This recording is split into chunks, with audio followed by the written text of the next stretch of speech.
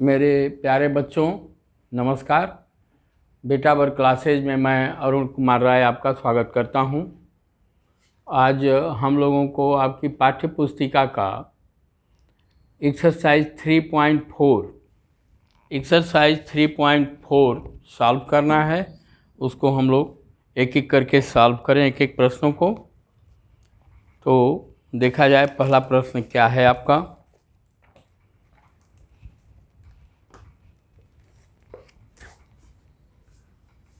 Question number 1 3.4 exercise है। निम्न के सार्वगुणनखंड ज्ञात कीजिए। क्या क्या है? ए पर है 20 और 28, बी है 15, 25, सी है 35, 50 और डी है 56 और 120। तो सार्वगुणनखंड का मतलब क्या होता है?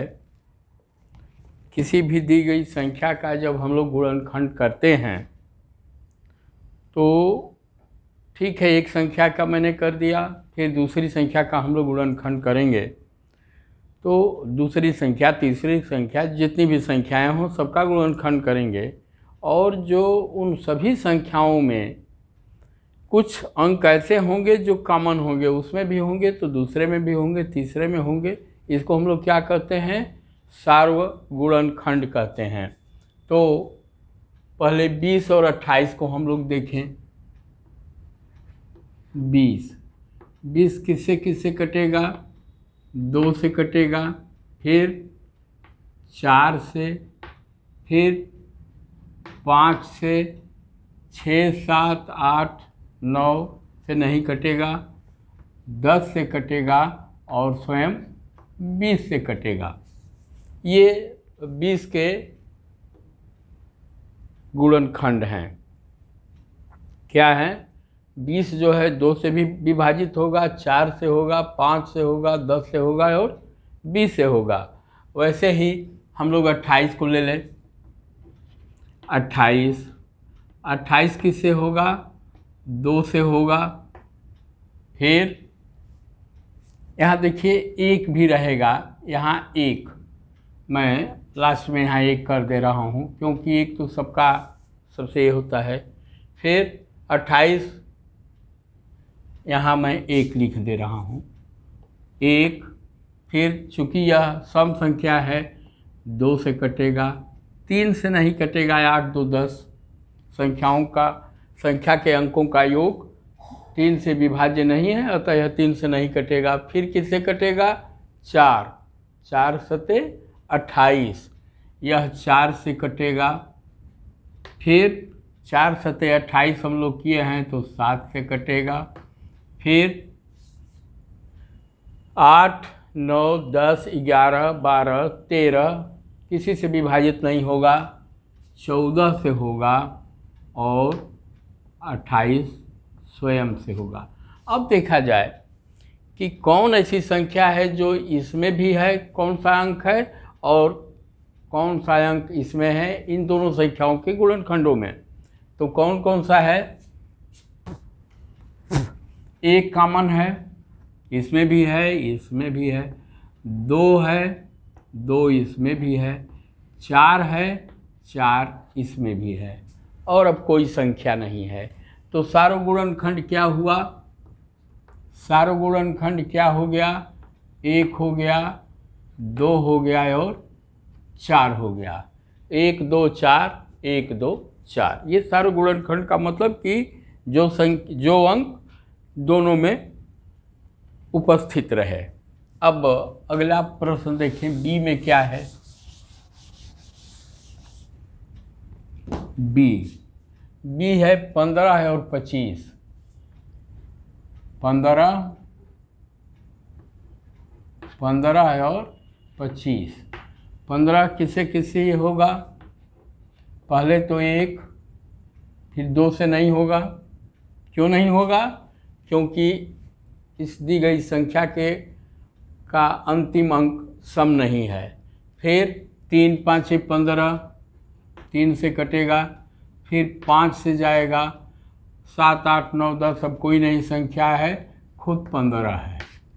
वैसे ही 25 का क्या है? 1 है, 3 से नहीं कटेगा, 2 से नहीं कटेगा, 4 से नहीं कटेगा, 5 से, 5, और अब कोई ऐसी संख्या नहीं है जो 25 को विभाजित कर सके, स्वयं 25 है। तो इन दोनों संख्याओं के गुणनखंडों में हम लोग देख रहे हैं कि सारो क्या है जो दोनों में शामिल है, क्या है? 1 है और 5 है, 1 और 5। तो इसका सारो गुणनखंड क्या हो जाएगा बेटा? 1 और 5। फिर ऐसे ही 35 और 50 को हम लोग देख लें। 35 और 50 को, ये हुआ 35 और ये हुआ 50। देखिए 35 किससे जाएगा? 1 से कटेगा, 2 से नहीं कटेगा, 3 से नहीं कटेगा, 4 से नहीं कटेगा, 5 से कटेगा। क्यों? क्योंकि इसके अंत में 5 है। तो क्या हो जाएगा? 5 हो जाएगा। 5 से कितनी बार जाएगा? 5 7 35, और अब कोई संख्या नहीं है, खुद 35 है। वैसे ही 50 किससे जाएगा? कटेगा 1 से, 50 में फिर 2 का भी भाग जाएगा। अब फिर 25 बचा। 25 के लिए क्या है? 5 है और इसका 10 है, क्योंकि इसके अंत में 0 है। 1 2 5 10, फिर 25 और स्वयं 50। 1 2 5 10 25 और 50। अब मैं समझ रहा हूँ कि इसके आप लोग मास्टर बन गए होंगे। थोड़ा सा दिमाग पर प्रेशर डाल करके कि हाँ यार 50 किससे कटेगा? 1 तो ठीक है, 2 से भी कटेगा, 25 दूना 50, फिर 5 से कट जाएगा, फिर 10 से कटेगा। क्यों? इसलिए कि इसके अंत में 0 है। फिर 25 से कटेगा और स्वयं 50 से कटेगा। तो अब इस पूरी यहाँ इस संख्याओं की ये अंकों के सीरीज में कौन सी संख्या है जो दोनों में कॉमन है? तो एक 1 है और ये 5 है। 1 है और 5 है, और कोई ऐसी संख्या नहीं है जो दोनों में हो। तो इसका सार्व गुणनखंड क्या हो गया? 1 और 5। फिर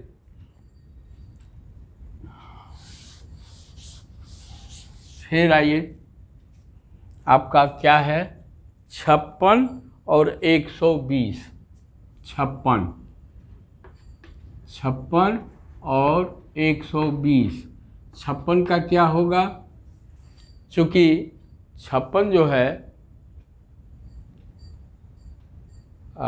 2 से कटेगा, क्योंकि इसके अंत में 6 है, तो 1 हो गया, फिर 2 हो गया, फिर देखिए 3 से 6 5 11 नहीं कटेगा, फिर 4 से कटेगा, 14 चौके 56, 4 से कटेगा, 5 से नहीं कटेगा, 6 से नहीं कटेगा, फिर 7 से कटेगा। क्या होगा? 7 8 56, 7 से कटेगा, और 7 8 56 हम लोग कर रहे हैं, तो ये 8 से कटेगा। फिर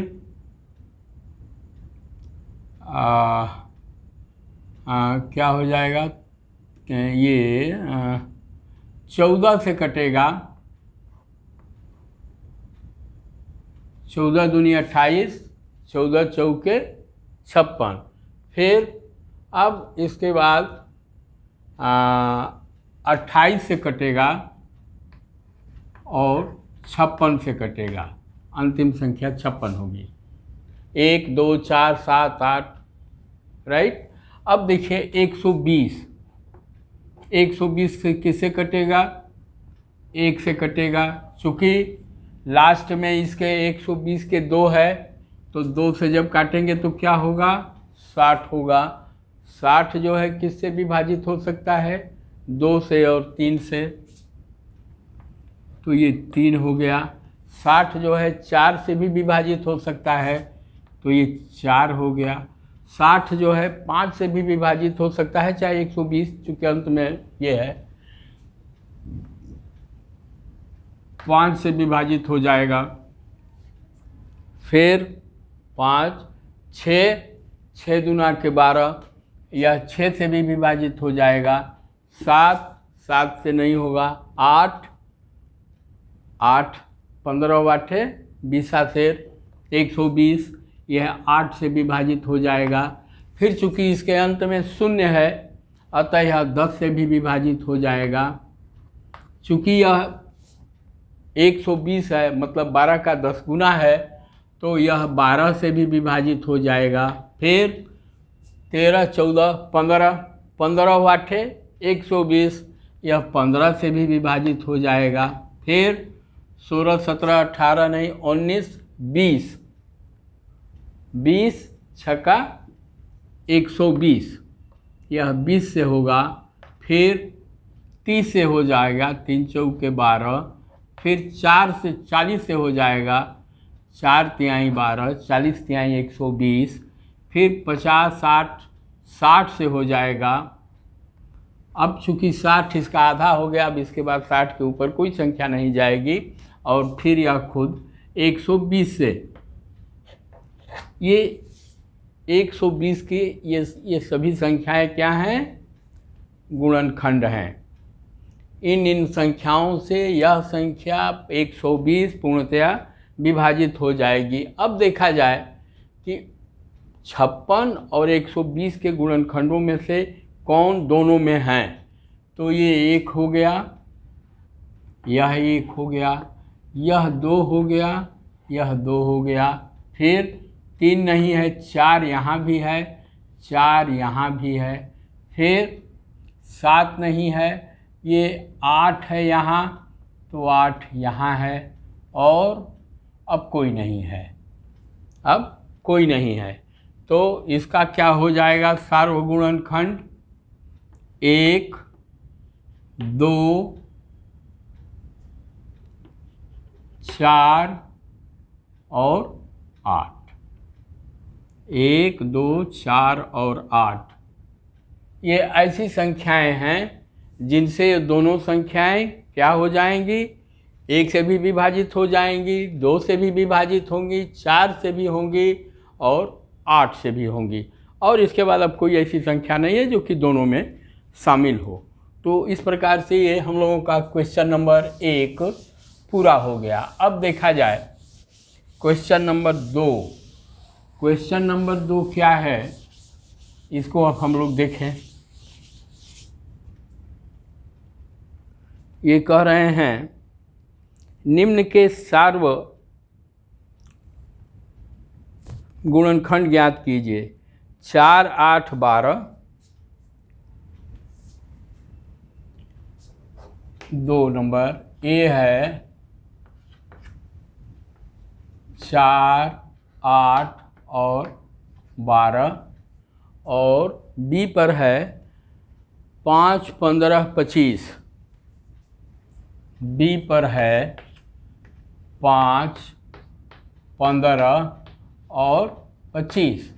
अब देखा जाए कि इसमें कौन कौन सी ऐसी संख्याएं हैं जो ऊपर के लिए भी सार्व हैं, इस संख्या के लिए भी सार्व हैं। तो पहले 4 का गुणनखंड हम लोग ज्ञात करें। 4 का क्या होगा बेटा, 1, 2 और 4, बस 1, 2 और 4। 8 का क्या होगा, 1, 2, 4 और 8, इसमें 8 हो जाएगा। फिर 12 का देखिए, 12। 12 का क्या हो जाएगा? 1 2 3। 12 जो है 1 से कटेगा, 2 से कटेगा, 3 से विभाज्य है, फिर 6 से है और फिर 12 से है। अब इन तीनों के गुणनखंडों में देखा जाए कौन कौन कॉमन है, तो क्या है? एक चीज़ और छूट गया, मैं छोड़ दिया हूँ। 1 2 3 4 6 और 12, 4 3 12 होता है, मैं भूल गया था। देखिए, एक यहाँ है, एक इसमें है और एक इसमें है, तो सार्वगुणनखंड क्या हो गया? एक तो एक हो गया, फिर क्या है? ये 2 है, 2 है और 2 है, तो इसका एक सार्वगुणनखंड 2 हो गया। फिर ये क्या है? 4 है, 4 है और 4 है, ये 4 है, 1 2 और 4। ये ऐसी संख्याएं हैं जो कि इनसे तीनों संख्याएं आराम से विभाजित हो जाएंगी और कोई संख्या नहीं है। ठीक, तो ये हम लोगों का सॉल्व हो गया। अब देखा जाए 5 15 और 25। 5, तो 5 का गुणनखंड आप ज्ञात कीजिए। 5 का क्या होगा? 1 और 5। 15 का क्या होगा बेटा? 1 3 5 15, 3 और 5। 25 का क्या होगा आपका? 1 1 5 50 25। 6 7 8 9 10 11 12, कोई संख्या नहीं है। क्यों? देखिए, एक चीज़ हमेशा, यदि हमको दिया गया, जैसे मान लीजिए 60 दिया गया, तो 60 मतलब 60 का आधा क्या होगा? 30 होगा। 30 तक तमाम संख्याएं होंगे, अंक होंगे, और इसके बाद फिर 60 हो जाएगा। क्यों? क्योंकि अब आधा के बाद, जब मान लीजिए 30 के बाद 31 करते हैं, तो 31 गुना की क्या हो जाएगा? 62 हो जाएगा। वह संख्या हम लोग नहीं लेंगे। तो यहाँ पर हम लोग क्या पा रहे हैं? 1 है, 5 है, 6 7 8 9 10 11 12 13। 13 आते आते कोई ऐसी संख्या नहीं है, तो इसका 1 और 5 है। तो अब देखिए, इसका क्या उत्तर हुआ? क्या है? तीनों में कॉमन 1 1 और 1 है। फिर क्या है? यहाँ 5 है, 5 है और 5 है, 1 और 5। ये हम लोगों का क्वेश्चन हो गया। फिर आ जाइए, आप।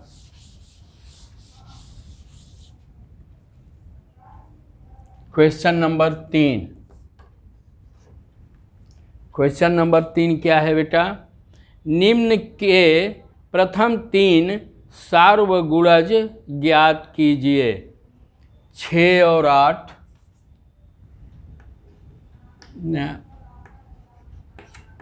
ये 6 और 8, और बी क्या है?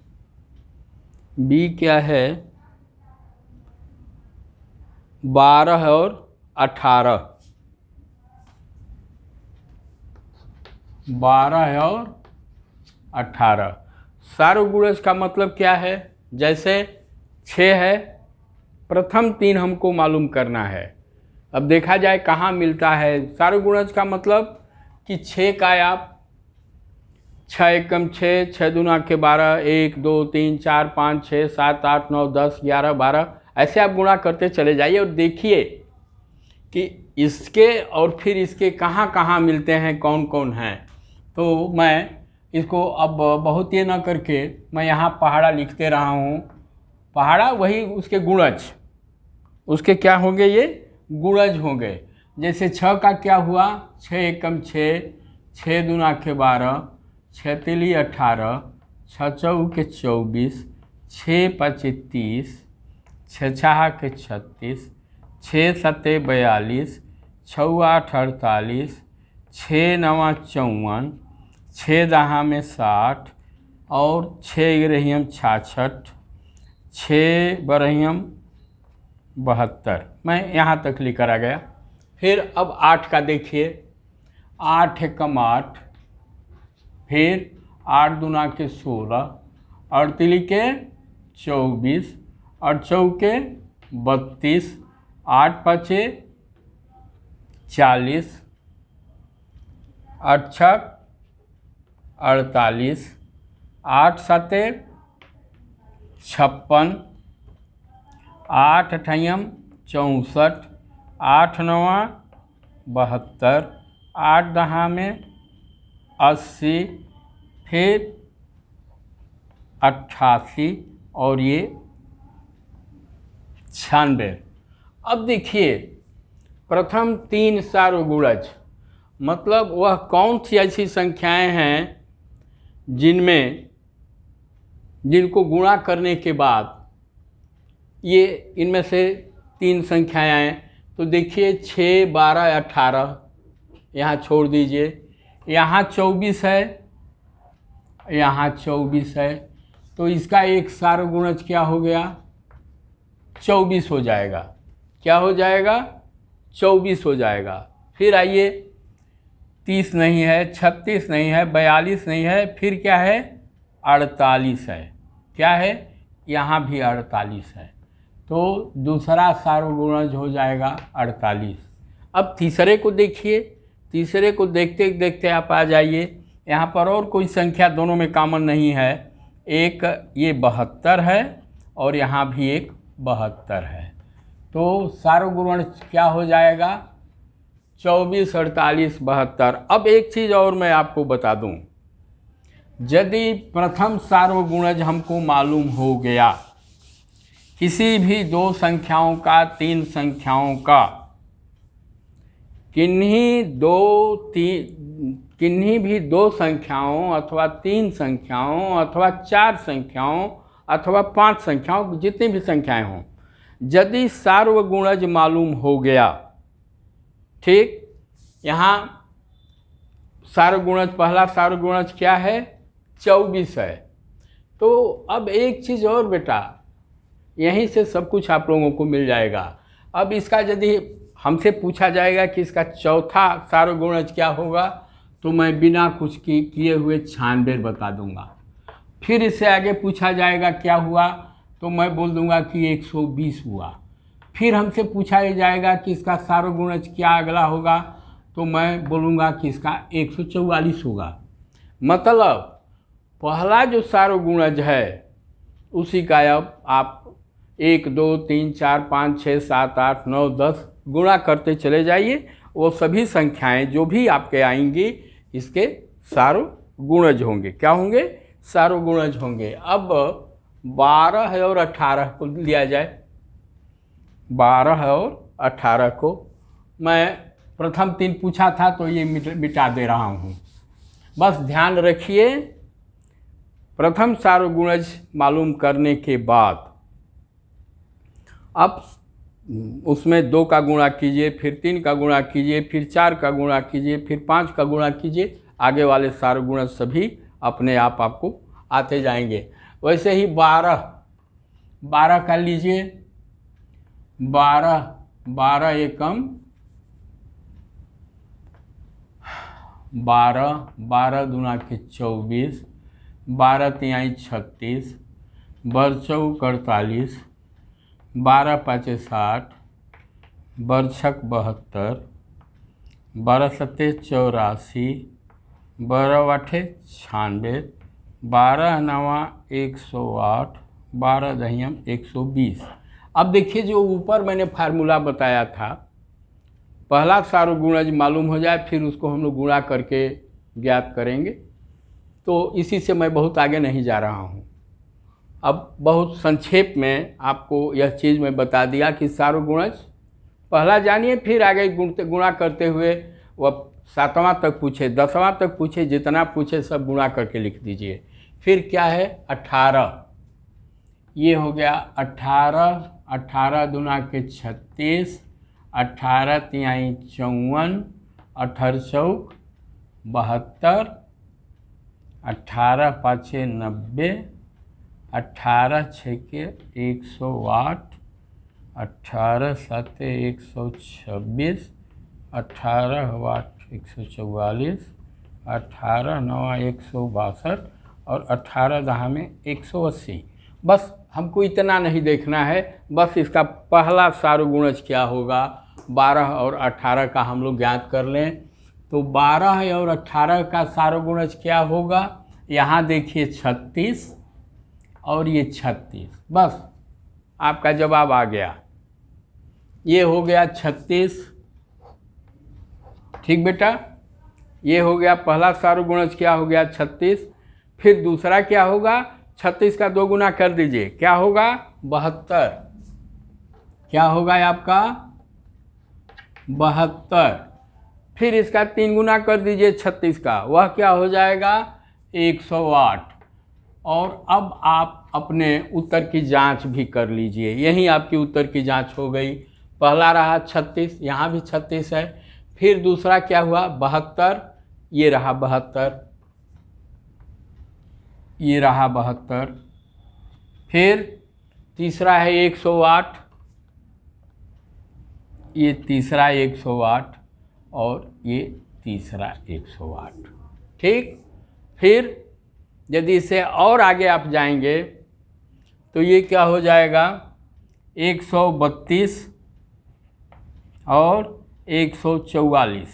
अब देखिए 144 यहाँ है, 144 यहाँ है, मतलब क्या हुआ 36 तिहाई 72, 36 गुना 72, 36 तिहाई 108 और 36 चौके 144। मतलब पहला सार्वगुणज यदि मालूम हो गया तो दूसरे के लिए उसमें 2 का गुणा कीजिए, तीसरे के लिए 3 का गुणा कीजिए, चौथे के लिए 4 का गुणा कीजिए। मतलब यह सॉल्व करने का तरीका आपका एकदम सिंपल हो जाएगा। अब इसको मैं मिटा रहा हूँ। Question number 4।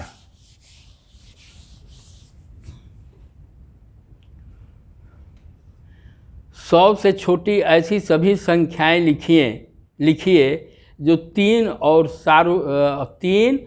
4 के सार्वगुणज हैं। देखिए इसी तरह से आप निकाल लीजिए, बहुत सिंपल। क्वेश्चन नंबर 4, 3 और 4। तो पहले चलिए 3 एकम 3, 3 दूना के 6, 3 तिली के 9, 3 चौके 12, 3 पाँचे 15, 3 छक 18, 3 साते 21, 3 आठे 24, 3 27, 3 रहा में 30।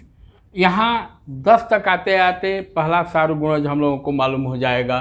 अब चलिए 4, क्या होगा 4 दूना के 8, 4 तिहाई 12, 16, 20, 24, 28, 32, 36 और 40। अब यहाँ देखिए पहला सार्वगुणज हम लोग खोजें तो यहाँ 12 है, यहाँ भी 12 है। बस यदि 12 आ गया तो 100 तक के इसके सारे सार्वगुणज हमको मालूम हो गए। क्या हो गए, अब चलिए सार्वगुणज इसके क्या हो जाएंगे 12, 24, 36, 48, 60, ठीक। अब देखिए मान लीजिए मैं 3 को आगे 20 तिहाई 60 होगा। अब यहाँ देखिए 24 और 36, यहाँ 24 यहाँ भी है और 24 यहाँ भी है। इसको 33 हो जाएगा, ये 36 हो जाएगा, 12 तिहाई 36। देखिए 36 यहाँ भी है, 36 यहाँ भी है। तो 12, 24, 36, 48, 60, बरछक 72, बरसते 84 और 12 96। यह 3 और 4 के 100 से नीचे तक के ये सभी सार्वगुणज हैं। सार्वगुणज 2 संख्याओं, 3 संख्याओं, 4 संख्याओं का निकालने के लिए बस पहला प्रयास कीजिए कि पहला जो सार्वगुणज 2 संख्या का है, 3 संख्या का है, पहले उसको आप ज्ञात कीजिए, और यदि वह ज्ञात हो गया, अब उस सार्वगुणज का 2 गुना, 3 गुना, 4 गुना, 5 गुना तब तक करते रहिए जब तक कि हमारा अभीष्ट जो भी उत्तर न मिल जाए।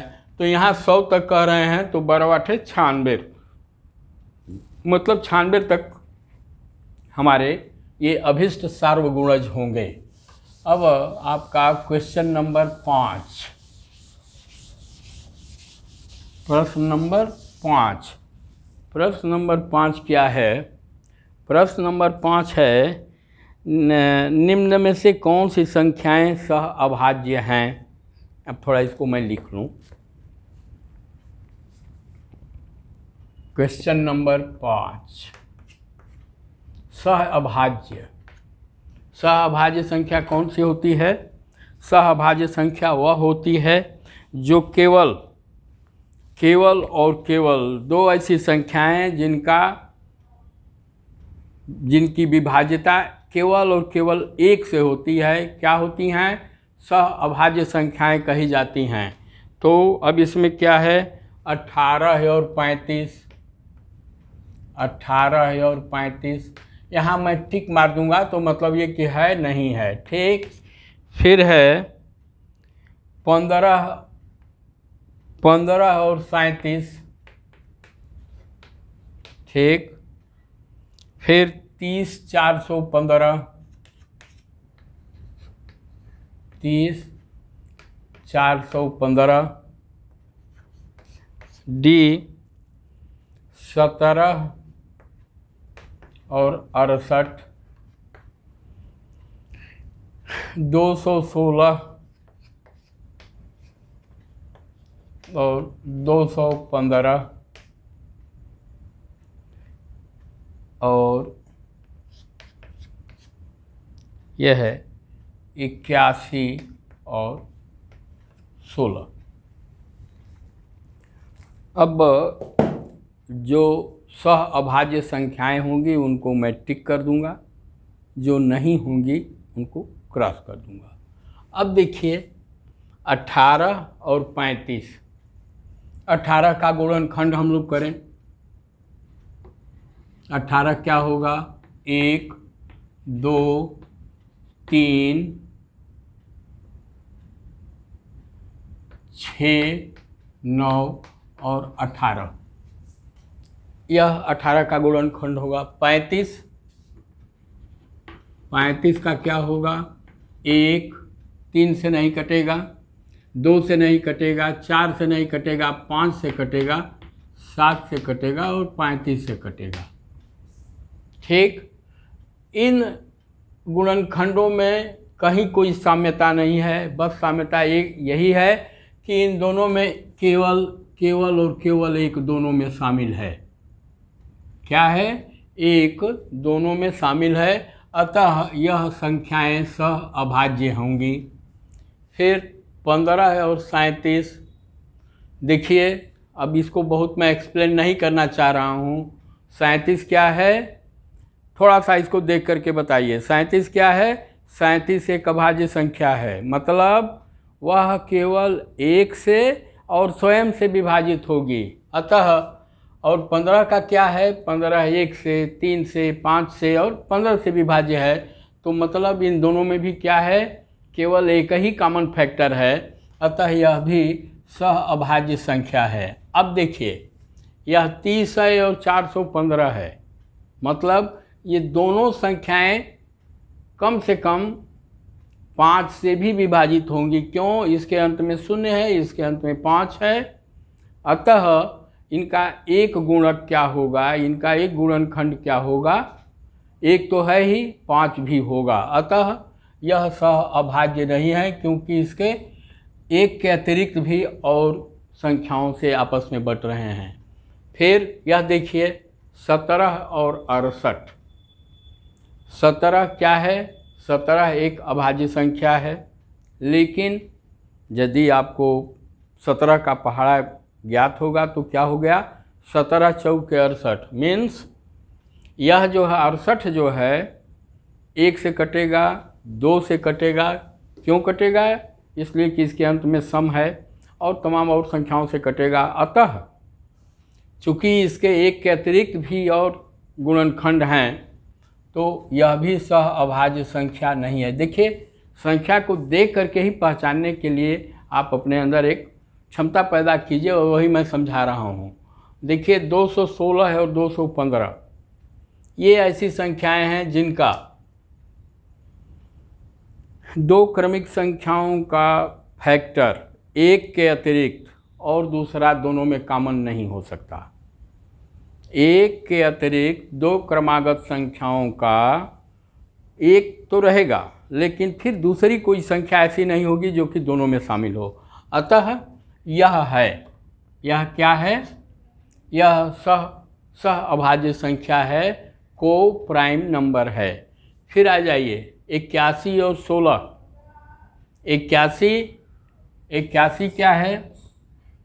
81 1 से कटेगा, 3 से कटेगा, 9 से कटेगा और 27 से कटेगा और 81 से कटेगा। वैसे ही 16 जो है 1, 2, 4, 8 और 16 से कटेगा। इन दोनों संख्याओं में क्या है? दोनों के गुणनखंडों में केवल और केवल एक ऐसा है जो दोनों में शामिल है।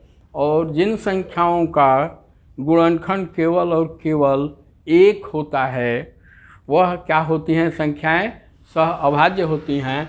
अतः यह संख्या भी सह अभाज्य है। इस प्रकार आपका क्वेश्चन नंबर 5 क्वेश्चन नंबर 5 हल हो गया।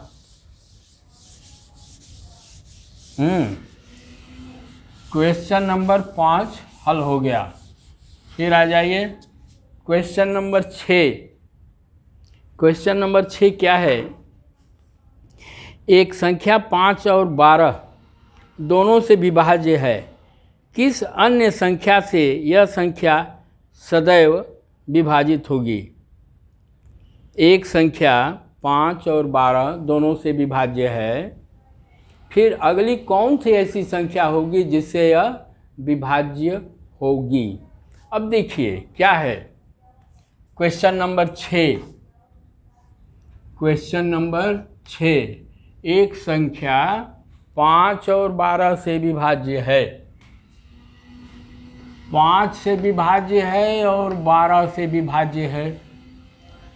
तो अब हम लोग क्या करेंगे? इसका गुणज लेंगे, क्योंकि इससे छोटी संख्या तो कोई होगी नहीं। 5 से कोई छोटी संख्या होगी नहीं, 12 से कोई छोटी संख्या नहीं होगी जो कि 5 और 12 से दोनों से विभाज्य हो। क्योंकि मान लीजिए वो 12 से छोटी संख्या 10 हो गई। 10 5 से विभाज्य लेकिन 12 से विभाज्य नहीं है। मतलब वह जब भी संख्या है तो क्या है? 5 और 12 से बड़ी है। तो अब हम लोग इसका गुणज देखें।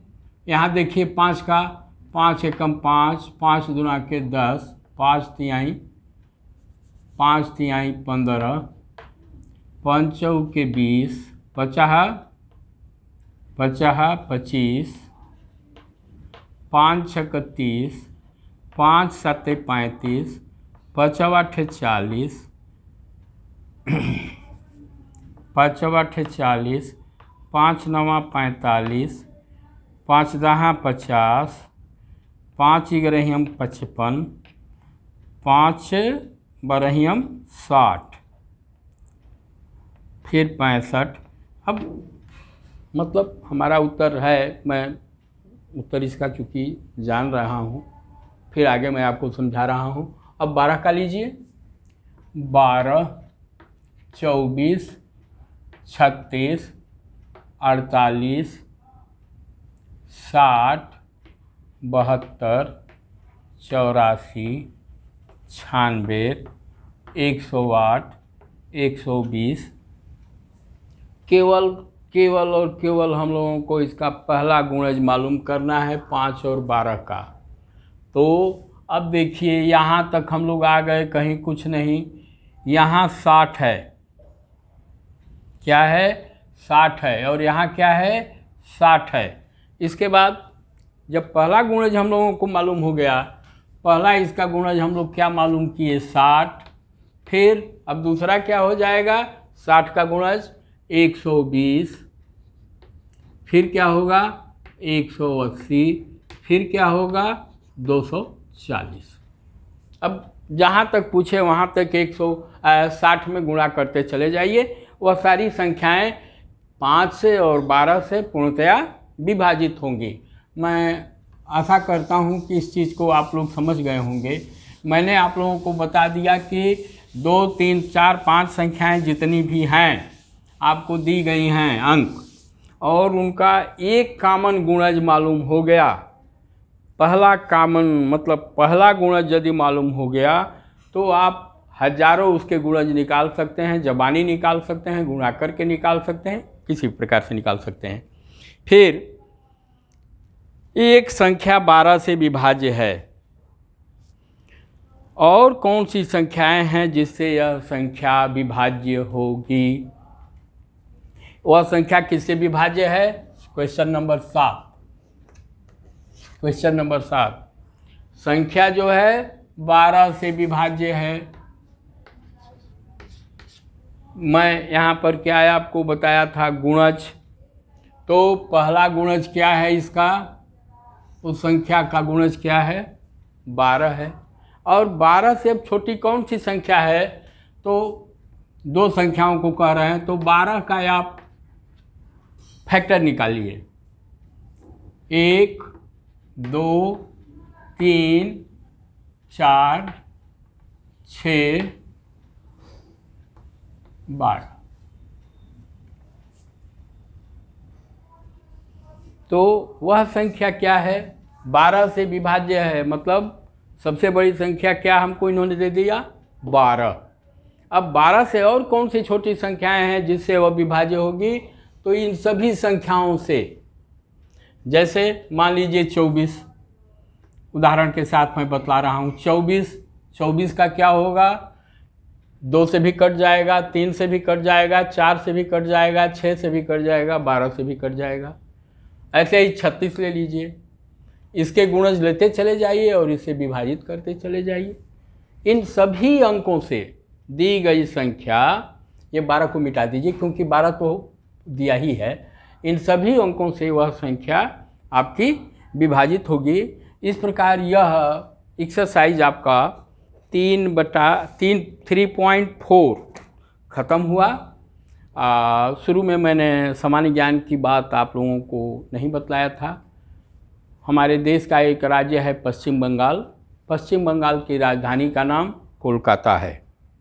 बच्चों, यदि यह आपको अच्छा लगा हो, पसंद आया हो, तो इसे आप लोग लाइक करें, शेयर करें एवं सब्सक्राइब करें।